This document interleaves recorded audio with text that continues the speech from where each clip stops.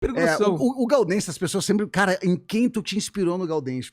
Em todos os personagens que eu crio, nunca são inspirados numa pessoa só. Eu sempre me inspiro em situações do cotidiano.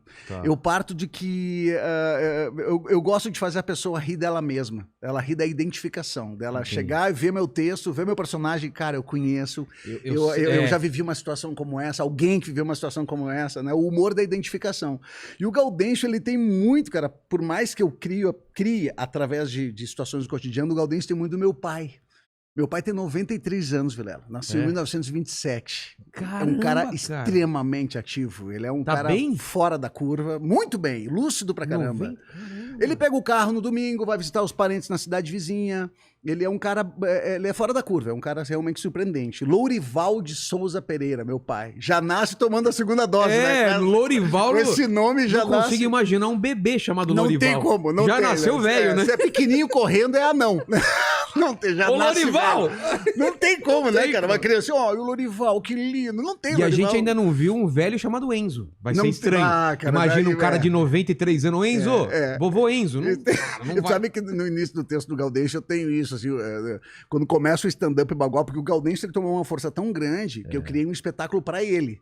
Stand-up bagual do Gaudêncio. O que é o lance do bagual? O que é bagual? O bagual é o sisudão, é o galã dos quera, digamos assim, dos gaúchos, sabe? Qual seria a tradução pra cá, um termo pra São Paulo? Cara, o fodão. Ah, é fodão, isso? é o cara, você é o cara. Tá se achando o bagual, é isso? Isso. O bagual é o cara bagual. Nos cavalos, por exemplo, o cavalo bagual é o cavalo que procria, o cavalo que, né? Então tem essas analogias, assim. E o Gaudêncio, quando começa o stand-up bagual, ele brinca muito com essa questão dos nomes. Tanto que ele fala na plateia, começa a perguntar os nomes, as pessoas começam a brincar. E aí ele começa a tentar resgatar e dizer para as pessoas, oxê, esse pessoal que tá começando a ter filho agora, vamos começar a resgatar os nomes raiz. Eu não aguento mais Enzo e Lorenzo nascendo, Theo, Léo, Maia, Caia. Cadê os Nelson? É mesmo, cara, não tem mais Nelson. Cadê os Vanderlei? Daí ele comenta, eu quero ver quem será a última tia Marli. Que não nasce mais Marli. Tá em extinção, tá em extinção, o pessoal quer salvar Mico, quer salvar a Panda e tem a Marli que tá morrendo. E tem a Marli que tá morrendo. Quem será a última Marli? Verdade, Cirlei, cara. né, cara? Meu pai é Gilberto, não tem mais Gilberto, cara. Gilberto também, mas Gilberto ainda até tem uns Gilbertos mais jovens, assim, mas que nem Vanderlei, Valdecir, Cirlei, não tem, né, cara? Nelson, já nasce. Nelson nunca mais vi Nelson mesmo. não tem. Então a gente brinca muito. O meu texto do Gaudêncio é resgatar essa coisa da infância raiz, né? Ele defende essa coisa do fazer a criança brincar na rua. Tanto que a gente tem um projeto que se chama Gaudêncio para Baixinhos. Que é justamente para resgatar, fazer a galera sair da rede social não um pouco. A criança Nutella, né? Que fica só no celular. É o raiz, é o brincar, é o correr rua. Meu pai já dizia para mim, cara, para nós, né? O meu irmão tá aqui. Você é pai, né? Sou pai. Você tá preocupado com isso? Que seu filho ficar na rua também e Cara, tal? quando eu tô com eles, né? Eu não moro com eles. Eu moro com as minhas filhas mais velhas. Depois a gente vai contar a história dos meus filhos, né? Eu moro com as minhas filhas mais velhas, moram comigo.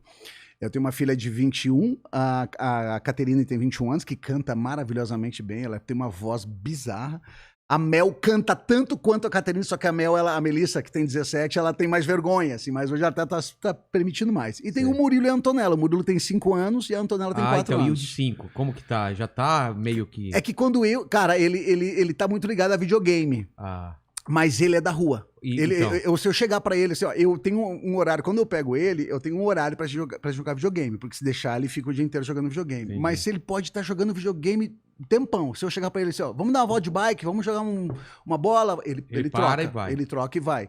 Eu tento ser assim sempre, né? De resgatar, fazer o correr rua, né? Então, largar o celular. Porque a gente é a última geração dessa geração de rua, de brincar. Sim, velho. Eu não sei, você é da onde? Que cidade? Novo Hamburgo, Rio Grande do Sul. Dá 40 quilômetros de Porto Alegre. Eu sou de São Bernardo, que é periferia aqui, né? Uma cidade próxima a São Paulo. E, pô, eu brincava na rua, rolemã, carrinho de rolemã, bolinha de gude, pipa, mesma coisa também. Novo Hamburgo, mesma coisa. Mesma coisa. Era raizeira, corria rua. Meu pai dizia, se tem marca no corpo, tem história boa pra contar. É, cara. Então você ralava tudo. E tinha sol, velho. O nosso pai não permitia a gente ficar dentro de casa com sol.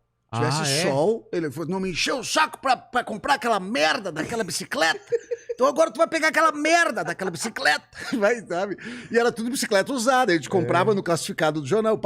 Meu pai era do Banco do Brasil, se aposentou do Banco do Brasil, mas, cara, 7 filhos, né? Pai de 7 filhos. Imagina. Então ele tinha uma função, e os filhos todos moraram com meu pai.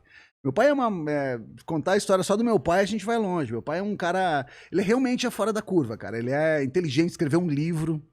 Inteligentíssimo. Eu lembro quando eu tinha alguma dificuldade na escola, cara. O meu pai, ele pegava, deixa eu ver isso aqui. Daí ele olhava o livro, ficava lendo, me dá meia hora. Daí ele ficava lendo e aí ele me traduzia da forma dele. Ele aprendia a matéria, relembrava a matéria e me ensinava de uma forma diferente.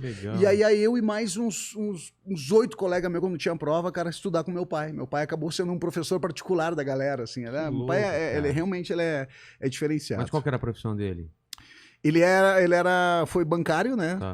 Se aposentou no Banco do Brasil, mas o meu pai, eu sou o filho de peixe, né? Porque meu pai é ator. Ah, é? Meu pai é ator pioneiro de Novo Hamburgo, ele que levou o teatro para Novo Hamburgo. E o meu pai, cara, é uma situação que eu ia contar, que ele é diretor dos filmes do Teixeirinha.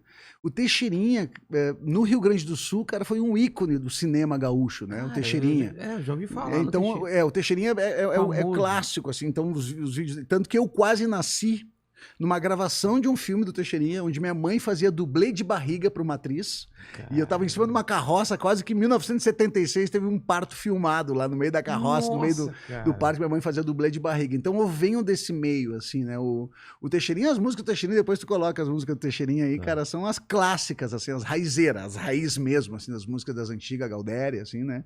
É muito... E aí eu me criei nesse meio. E meu pai sempre envolvido com a arte, com o teatro, expandindo a arte, assim, dava cursos, dava aula de teatro. Ele tem um prêmio J. Bronquinha, que se chama, que é um prêmio. Quem tem esse prêmio, quando tu tem um número de prêmios, tu ganha esse prêmio. Ele é meio uma consagração pela obra. Assim. O pai é um cara bem consagrado e é um ator bizarro, cara. Mas o que ele te passou? Além da paixão, claro. Eu comecei com ele, cara.